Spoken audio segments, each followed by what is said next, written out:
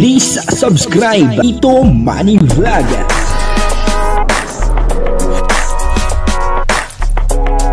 Payagan po si Tito Manny Vlog na mag-reactor para pambiling gamot sa kanya pong karamdaman. Wala man siyang records ng ng awayan. Yun po, grabe, talaga nga naman, excited yung Tres Marias, doon sa ginawang pagpapagupit ni Kalinga Prab, at mismo si Kalinga Prab ay talagang napahanga, dito po sa Tres Marias, panoorin po natin yan, at syempre bibigyan po natin ng konting reaksyon. Pero bago po yan, ako muna po bumabati sa inyo lahat ng magandang umaga, magandang tanghali, at magandang gabi sa inyo lahat mga kapatid. Saan man kayo ng panig ng mundo naroon ngayon, ay mag-iingat kayo palagi, at pagpalain kayo ng ating Panginoon. Maraming salamat din po sa patuloy na tumatangkilik sa aking YouTube channel at nanonood sa aking video reaction. Patuloy lang po natin supportahan sila, Kuya Val Santos Matubang, Kalinga Prab, Ate Edna Vlog, Jack Tapia, at siyempre mga kasamahan po natin sa Karepa. Ganun din po yung mga charity vlogger na Kalinga partner. Ito po yung video na kung saan ay talagang excited etong tatlong magkakapatid na mahiyain. Ang kabuuan po ng video ito ay mapapanood po natin sa YouTube channel ni Kalinga Prab. Tara na, let's go. Ayun, gaganda yes Tara. Uy, di ba? Si Chris, magaling yan si Chris. Alam niyo mga kalingap, yung suot ng mga damit po nila, lahat po yan ay bigay ng mga kapitbahay doon po nila. Kaya, bagay naman sa kanila, Pagugupitan po natin sila kasi ang haba na ng buhok at yung iba ay medyo dry na po. Pero ang ganda ng buhok ni Bea, no? Straight, Guys, grabe guys. Yan na po mga kalingap, no? Sila, Bea, Chris, and si Melissa. Ba't parang malungkot kayo? Parang di ata kayo masaya sa ginawa sa inyo, Nay! Ito ka, Nay! At least, Nay, okay na baga na yung buhok nila, no? Kasi may treatment po yan, di lang yan basta ginupitan. May treatment po para hindi na po maging dry yung buhok nila. Anong masasabi mo, Bea? Thank you. Uy, may bangs pati. Ayos, bagay sa inyo. Si Melissa, tingnan mo na yung pagbabago ng buhok niya, di ba? Ano sabi mo na sa mga buhok nila? Nagpapasalamat ako kasi maganda silang tingnan. Yan lang nila naranasan na gayaan. Tingnan mo si Chris, Ganda ni Chris, no? Tangos ng ilong ni Chris. Iba ng hairstyle ni Chris,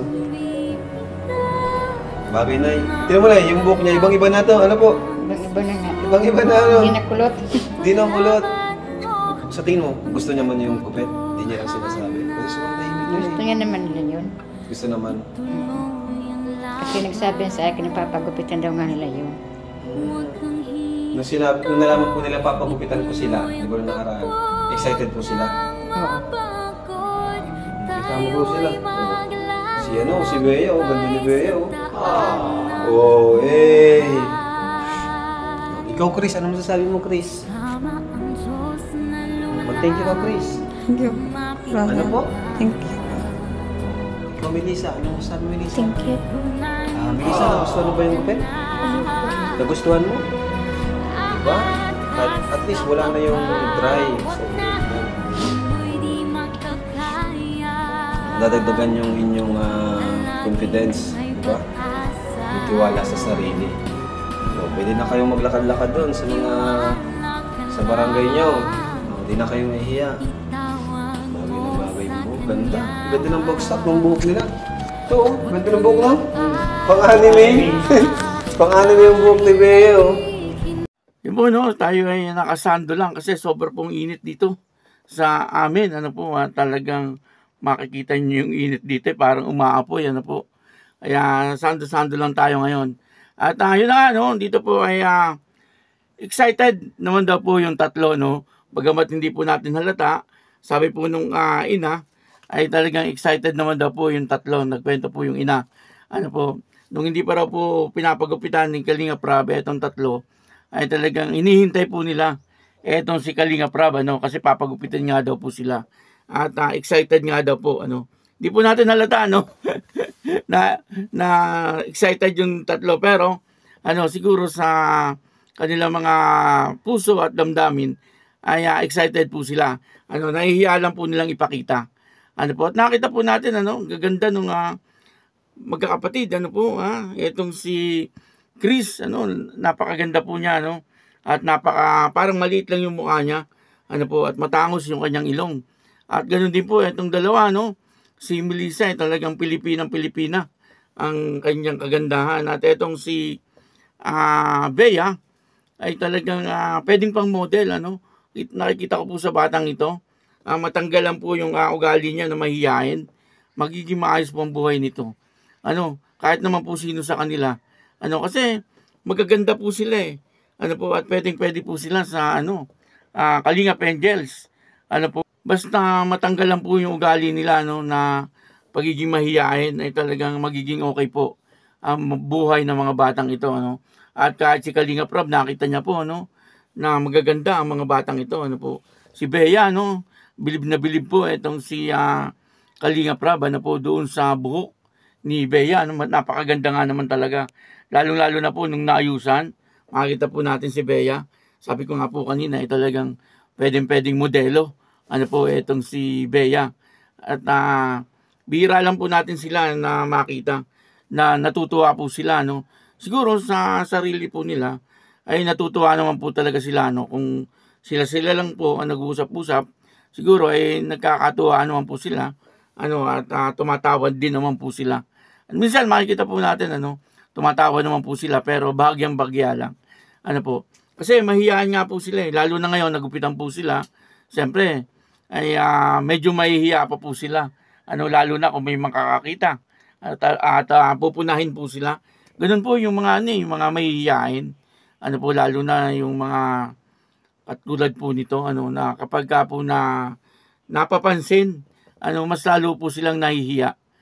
Pero sana ay masanay na po itong tatlong magkakapatid, na sa ganun ay tuloy-tuloy na yung pagiging maayos ng kanilang buhay, At siyempre marami po ang matutuwa sa kanila, kapag sila ay nagsasalita na, kasi sa ngayon ay may mga nagko-comment, nawawala na po sila ng gana na manood, kasi hindi naman daw po nagsasalita etong tatlong magkakapatid, Sana ay huwag naman po kayong magsawa sa panonood, intindihin po natin at unawain po natin, darating ang panahon ay magiging maayos po etong tatlong dalagitang ito, katulad po ni Kalingap Rob, talagang hindi po siya nawawala ng pag-asa na maging maayos po, ang buhay po ng tatlong dalagang ito. Hindi lang po sila, maging yung kanilang pamilya, alam po natin na darating ang araw, na magsasalita rin, at magiging maayos ang pakikipag-usap ng mga batang ito. Sa ngayon,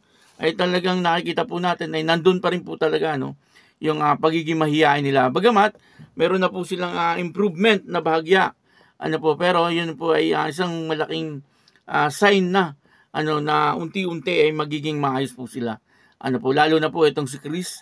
Si Chris ay madali po madali po siyang kausapin. Kaya lang minsan, pabago-bago din po ng ugali itong si Chris. Minsan okay na po siya. Minsan hindi mo na naman siya makakausap. Talagang kumbaga, kailangan po dito ay yung malawak na pangunawa. Kaya yun, maraming salamat po sa inyo lahat. At patuloy lang po natin suportahan si Kalingap Rob. Ako po si Tito Manny Vlog na nagsasabing God bless you all. Diyos mabalos.